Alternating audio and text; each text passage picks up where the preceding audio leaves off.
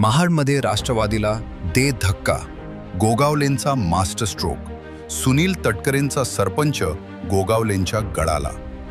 महाडच्या राजकारणातून एक मोठी घडामोड समोर आली आहे. महाड तालुक्यात राष्ट्रवादी काँग्रेसला मोठा धक्का बसला असून खरवली ग्रामपंचायतीचे विद्यमान सरपंच तथा राष्ट्रवादी काँग्रेसचे उपतालुका अध्यक्ष चेतन उर्फ बाबू महामुणकर यांनी शिवसेनेत जाहीर प्रवेश केलाय.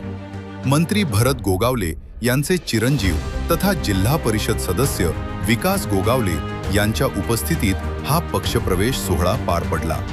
या निर्णयामुळे महाडच्या राजकीय वर्तुळात मोठी खळबळ उडाली आहे. खरवली ग्रामपंचायत हे मंत्री भरतशेठ गोगावले यांचे मूळ गाव मानले जाते.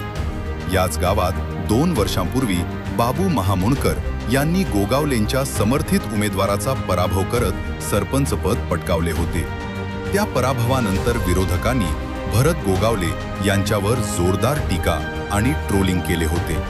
मात्र आता खुद्द विजयी सरपंच बाबू महामुणकर यांनीच विकास शेठ गोगावले यांच्या नेतृत्वावर विश्वास व्यक्त करत शिवसेनेत प्रवेश केल्याने राजकीय समीकरणे बदलण्यास सुरुवात झाली आहे. गेल्या 6 महिन्यांपासून मंत्री भरत गोगावले यांनी राष्ट्रवादी काँग्रेसचे प्रदेशाध्यक्ष सुनील तटकरे यांना एका पाठोपाठ एक राजकीय धक्के दिल्याची चर्चा तालुक्यासह जिल्हाभर रंगू लागली आहे.